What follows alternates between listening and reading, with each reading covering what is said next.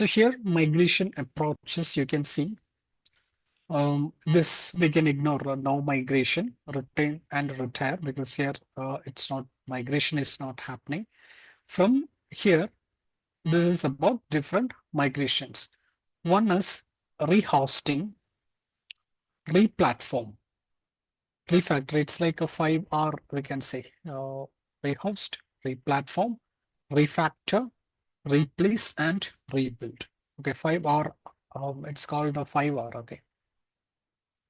Rehost is something like simple lift and shift. Simple lift and shift means you have a VM in your on-premise and you are copying or replicating, we can say, or migrating the same VM as it is in Google Cloud. That is called lift and shift. This word is very common. You may hear, like, if you never heard of it, lift and shift.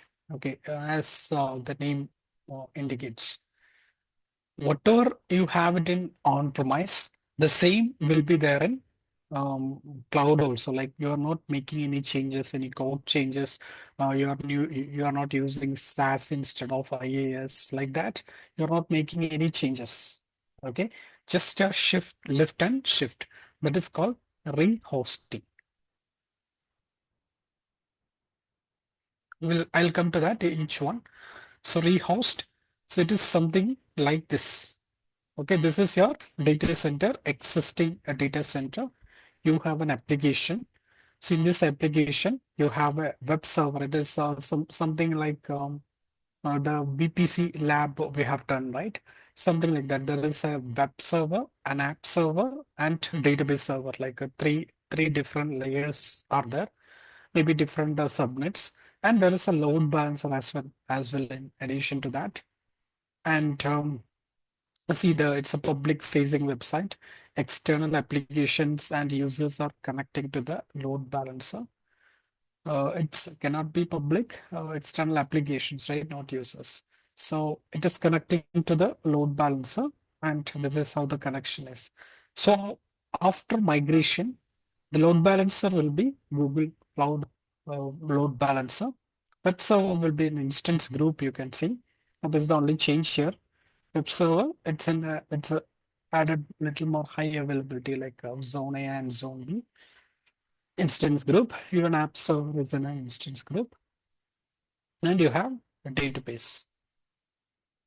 Okay, so whatever the service you're using in on-premise without making any change, you can move into cloud. That is called rehosting or lift and shift. Replatform or refactor, it's both are same. Okay, it's totally like the concepts are same. Okay, reconnect or optimize work and lift shift workloads with the GCP services. Refactor, improve the scale. Like very small differences, 4 and 5. Technically, it is same. If you have something in on-premise, like virtualization setup, VMware is there. Okay, you can see here vSphere, and or if you have any other platforms like AWS, Azure, and all, replatform or refactor. Like you are making a platform change instead of AWS. AWS, you are actually moving to Google Cloud. So it's not only from on-premises. If you have any other platform, from there you are moving to the it's like here, this is okay, this is on-premise again. So and you are moving to Google Cloud, that is re-platform or refactor. So here you can see a migration tool is getting used here. You can see migrate. So you can see there is a tool is used here, Migrate for Compute Engine, vCenter plugin. Migrate for Compute Engine is a tool. I'll show you that. So here, Migrate for Compute Engine importer, again importer, like it's a plugin kind of tool where you can connect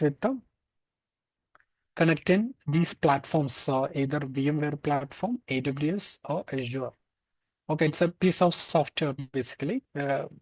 You can install it in different using different steps here. and you will be moving to Google Cloud. See here also, Migrate for Computer Engine Manager is there. So how this works is in GCP console, it's a native tool provided by GCP, Migrate for Computer Engine. Initially, it was not there, like there were third-party tools were used to migrate some 6 year back and all.